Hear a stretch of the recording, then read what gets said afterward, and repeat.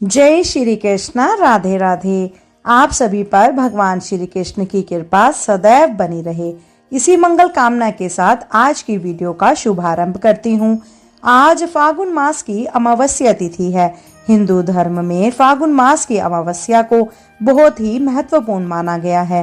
Hindu calendar के अनुसार हर माह के कृष्ण पक्ष का 15वां दिन अमावस्या कहलाता है और फागुन मास की अमावस्या तिथि को फागुन अमावस्या के नाम से जाना जाता है। पितृ तर्पण, श्राद्ध, भगवान विष्णु और शिवजी जी की पूजा के लिए यह दिन बहुत ही खास माना जाता है। फागुन अमावस्या विशेष रूप से महत्वपूर्ण होती है क्योंकि इससे एक दिन पहले ही महाशिवरात्रि का पर्व मनाया जाता है। मान्यता है कि फागुन अमावस्या पर देवताओं का निवास संगम तट पर होता है। धार्मिक मान्यताओं के अनुसार आज के दिन गंगा स्नान एवं दान करने से मनुष्य को जीवन में सफलता प्राप्त होती है और पितृ प्रसन्न होते हैं। आज के दिन फागुन मास की अमावस्या की कथाओं को सुनने से मनुष्य के सभी पाप और संकट दूर हो जाते हैं तथा उसकी मनोकामनाएं पूर्ण होती हैं। तो आज मैं आपको सुना रही हूँ फागुन मास अमावस्या की बड़ी ही दुर्लभ कथा। अतः इन सभी कथाओं को बड़ी ही श्रद्धा और प्रसन्नचित मन से पूरा अवश्य सुनिएगा। तो चलिए आज की इस कथा को हम शुरू करते हैं। कथा शुरू करने से पहले आप सभी से निवेदन है कि चैनल को सब्सक्राइब करें और कमेंट बॉक्स में जय श्री कृष्णा, राधे राधे या जय श्री हरि लिखकर अपनी हाजिरी अवश्य लगाएं। तो चलिए आज की कथा हम शुरू करते हैं। पौराणिक कथा के अनुसार एक साहूकार के 7 बेटे और 7 बहुओं के साथ एक बेटी भी थी। साहूकार के घर रोज एक जोगी आता था जिसे साहूकार की बहू भिक्षा देती थी।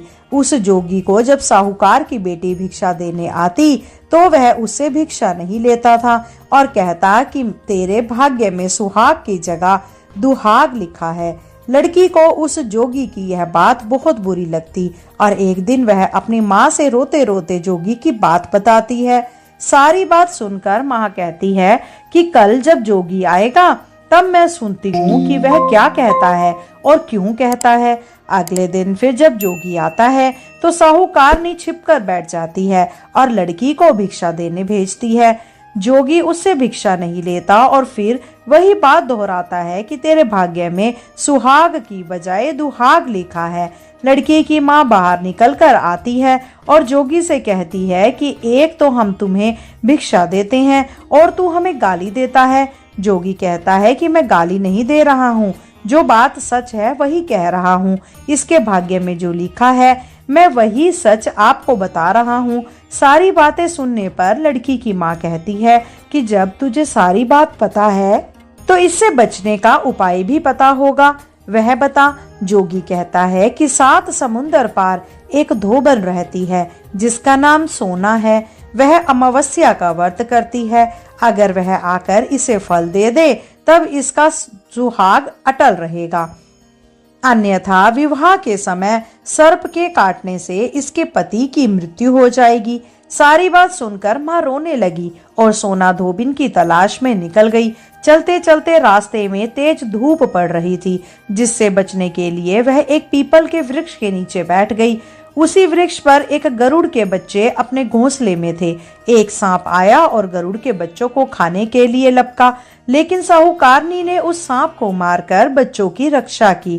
कुछ देर बाद गरुड़ी आई और सब जगह खून देखकर साहूकारनी को चोट से मारने लगी। साहूकारनी बोली कि एक तो मैंने तेरे बच्चे को सांप से बचाया और तू मुझे ही मार रही है। सारी बात जानने पर गरुड़ी बोली कि तूने मेरे बच्चों की रक्षा की है, इसीलिए मांग जो चाहती है। साहूकारनी गरुड़ी से कहती है कि मुझे 7 समुंदर पार सोना धोबिन के यहाँ छोड़ दो और गरुड़ी ने वैसा ही किया।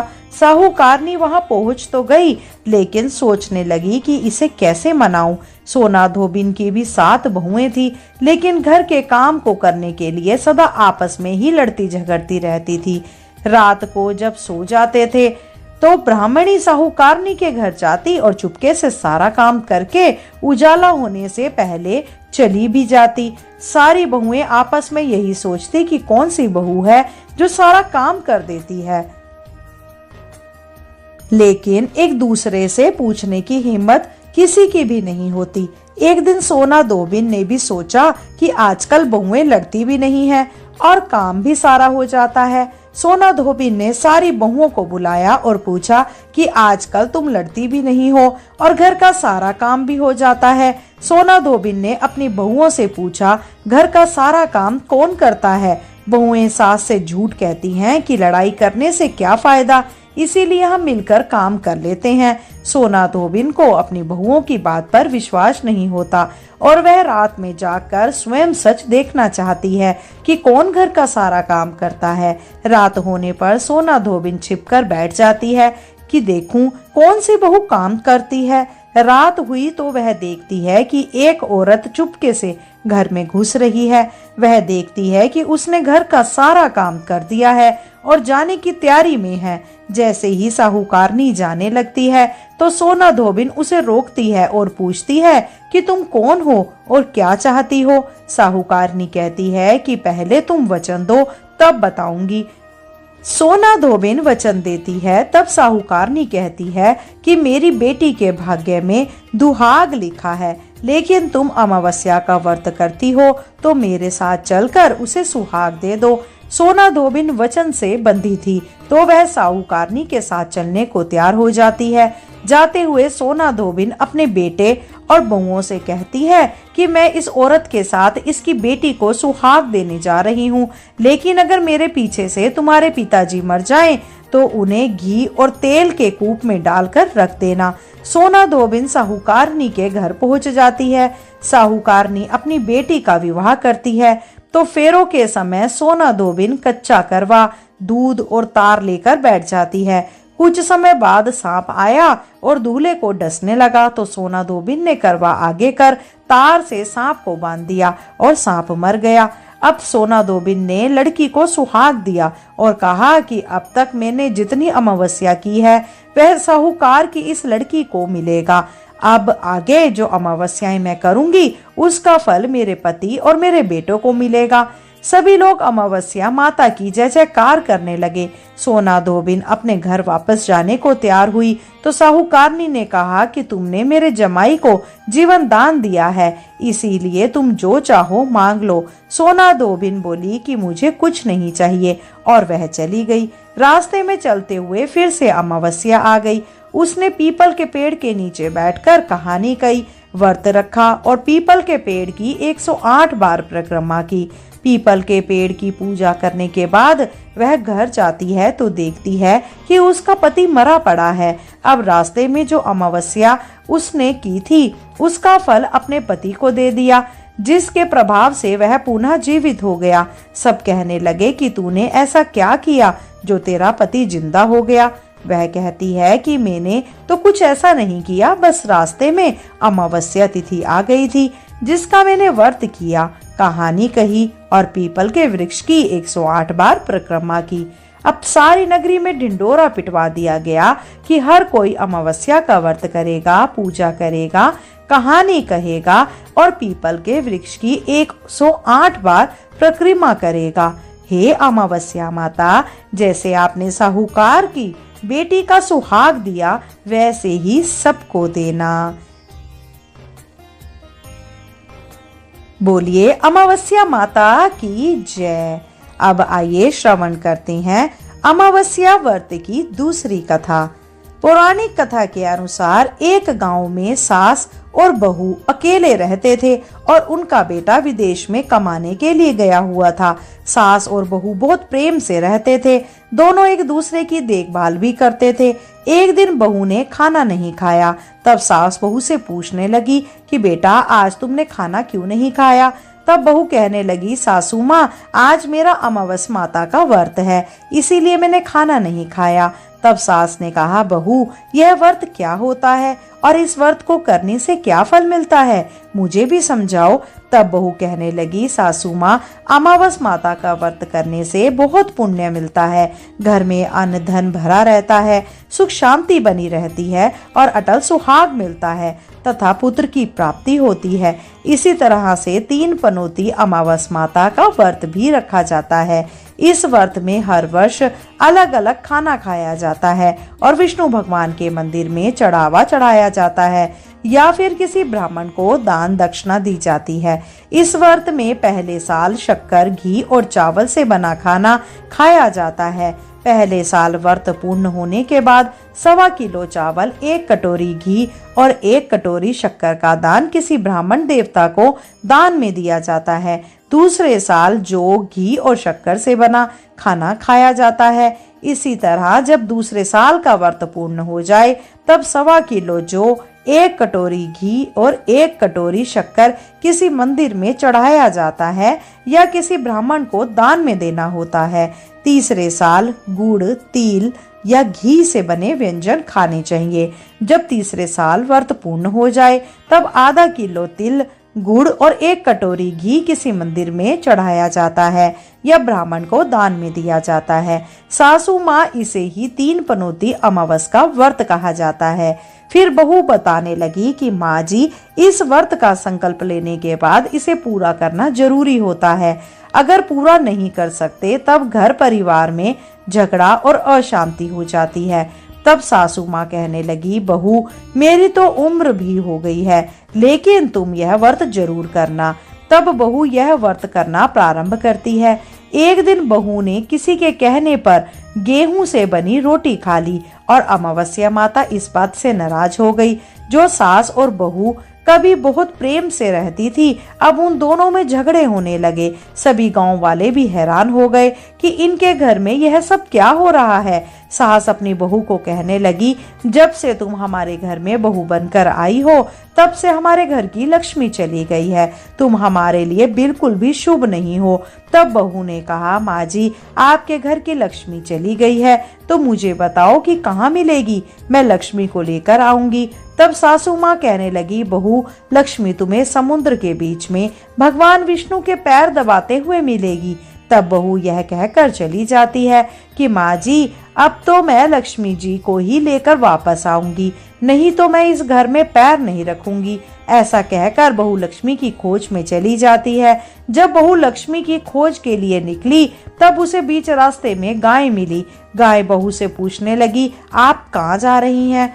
तब बहू कहने लगी कि हे गाय माता, मेरी सास कहती है कि मेरे आने से उनके घर में अन्न धन की कमी हो गई है और उनके घर की लक्ष्मी चली गई है।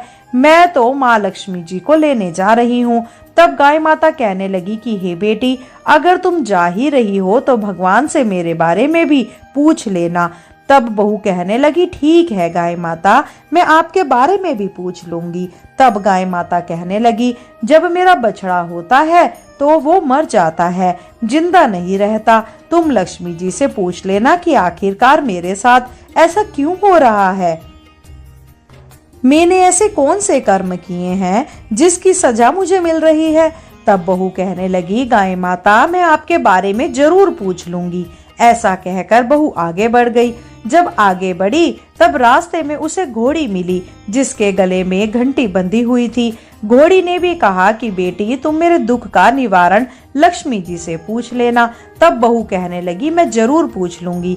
ऐसा कहकर बहू आगे बढ़ गई। आगे जाते ही बहू को एक अंधा और बहरा बुजुर्ग मिला।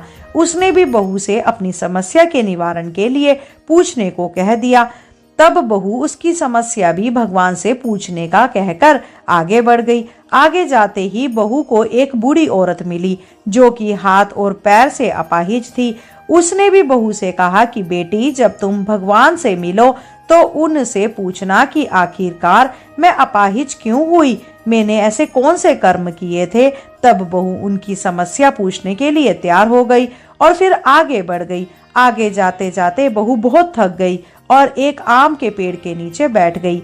आम का पेड़ बहुत खुश होकर बहू से पूछने लगा, बेटी, तुम कहाँ से आई हो और कहाँ जा रही हो।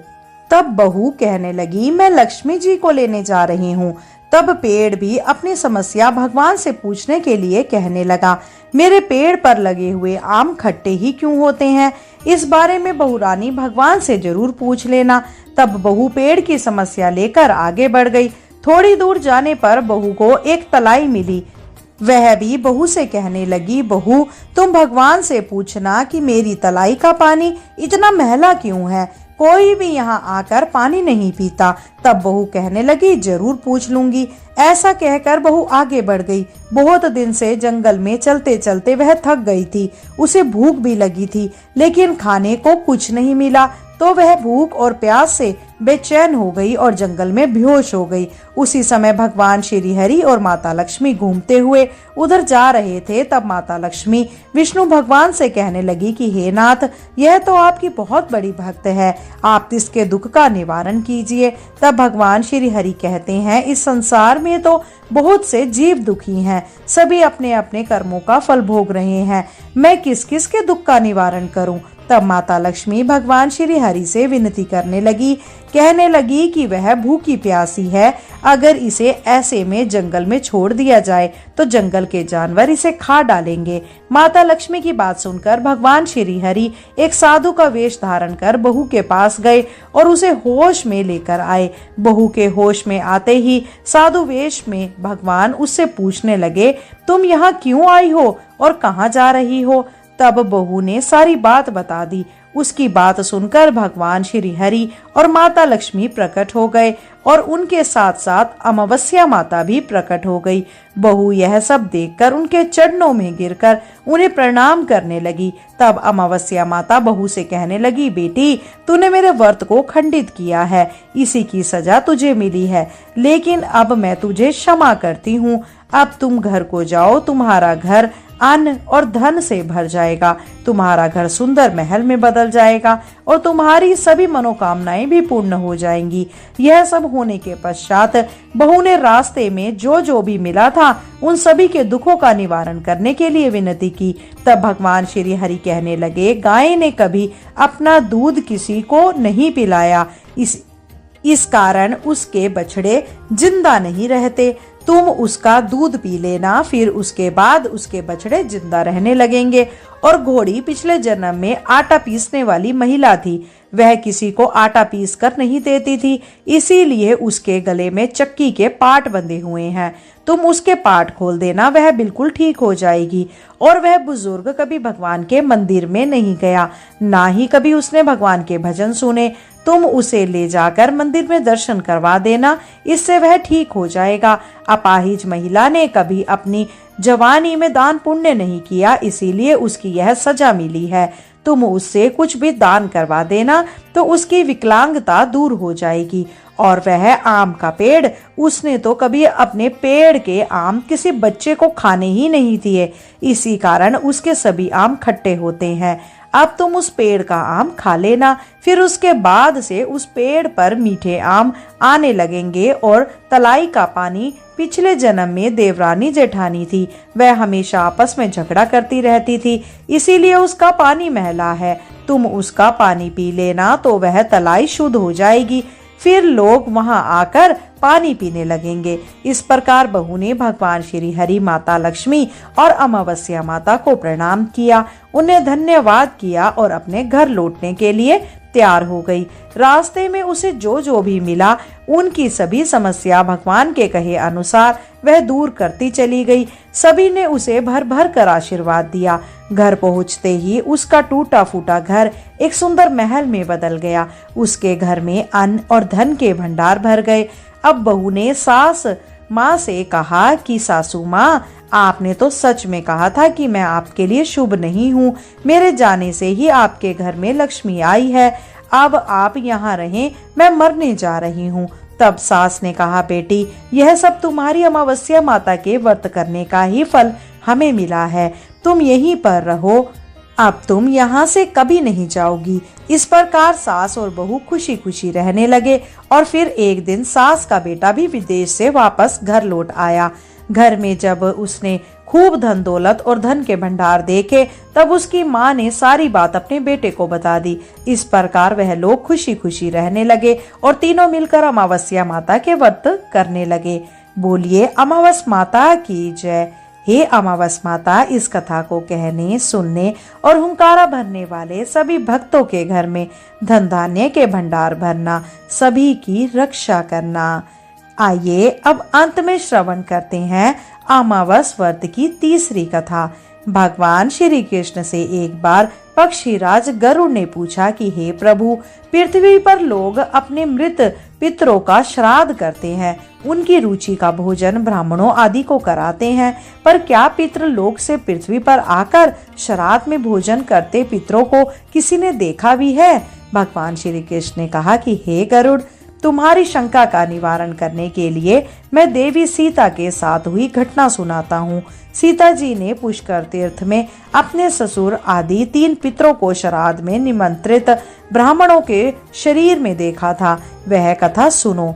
भगवान श्री कृष्ण कहते हैं कि हे गरुड़, यह तो तुम्हें ज्ञात ही है कि श्री राम अपने पिता दशरथ की आज्ञा के बाद वन गमन कर रहे थे, साथ में देवी सीता भी थी। बाद में श्री राम को यह पता लग चुका था कि उनके पिता उनके वियोग में शरीर त्याग चुके हैं। जंगल जंगल घूमते सीता जी के साथ श्री राम ने पुष्कर तीर्थ की भी यात्रा की। अब यह श्राद्ध का अवसर था, ऐसे में पिता का श्राद्ध पुष्कर में हो, इससे श्रेष्ठ और क्या हो सकता था। तीर्थ में पहुंचकर उन्होंने श्राद्ध की तैयारियां आरंभ की। श्री राम ने स्वयं ही विभिन्न शाक, फल और अन्य उचित खाद्य सामग्री एकत्रित किए। जानकी जी ने भोजन तैयार किया। उन्होंने एक पके हुए फल को सिद्ध करके श्री राम जी के सामने उपस्थित किया।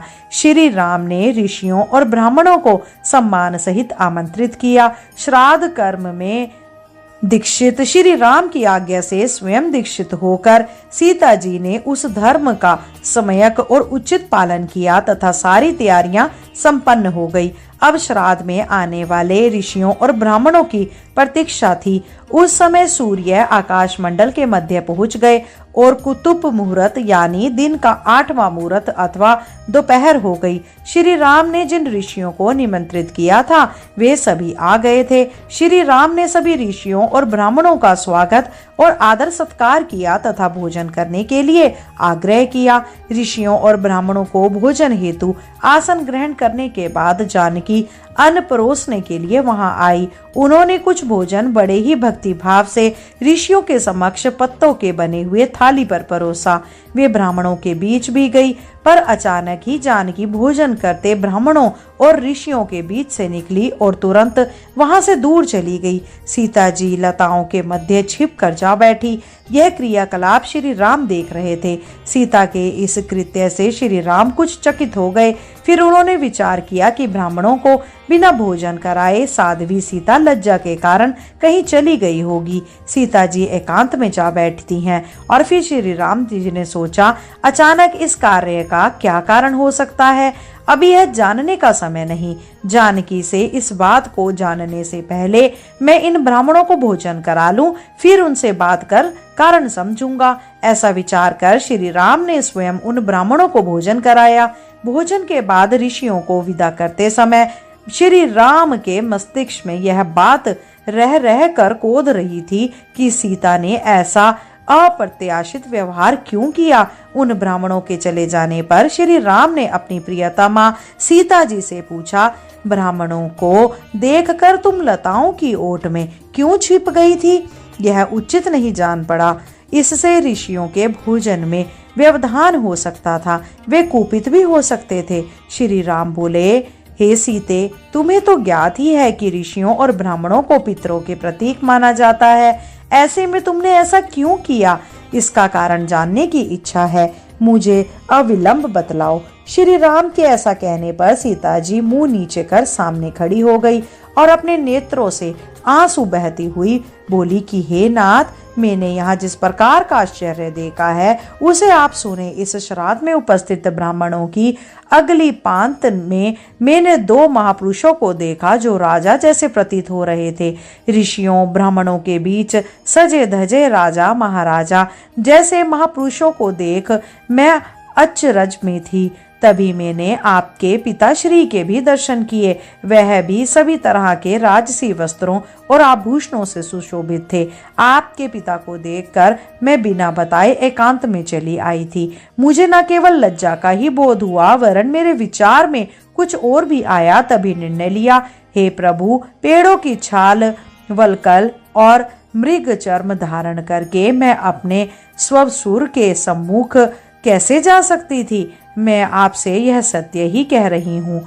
अपने हाथ से राजा को मैं वह भोजन कैसे दे सकती थी जिसके दासों के भी दास कभी वैसा भोजन नहीं करते? मिट्टी और पत्तों आदि से बने पात्रों में उस अन्न को रखकर मैं उन्हें कैसे देती? मैं तो वही हूँ जो पहले सभी प्रकार के आभूषणों से सुशोभित रहती थी और आपके पिताश्री मुझे वैसी स्थिति में देख चुके थे। आज मैं इस अवस्था में उनके सामने कैसे जाती? इससे उनके मन को भी क्षोभ होता। मैं उनको क्षोभ में कैसे देख सकती थी? क्या यह कहीं से उचित होता? इन सब कांडों से हुई लज्जा के कारण मैं वापस हो गई और किसी की दृष्टि ना पड़े इसीलिए सघन लताओं में आ बैठी। गरुड़ जी बोले कि हे भगवान, आपकी इस कथा से मेरी शंका का उचित निवारण हो गया कि श्राद्ध में पितृगण साक्षात प्रकट होते हैं और वे श्राद्ध का भोजन करने वाले ब्राह्मणों में उपस्थित रहते हैं। श्रोताओं, अगर आपको यह वीडियो पसंद आई हो तो कृपया करके चैनल को सब्सक्राइब करें और इस कथा को अधिक से अधिक भक्तजनों में अवश्य शेयर करें, क्योंकि यह कथा बहुत ही आनंद प्रदान करने वाली है। आज के लिए इतना ही। शीघ्र मिलते हैं नई वीडियो और नई जानकारी के साथ। जब तक के लिए जय श्री कृष्ण। राधे राधे।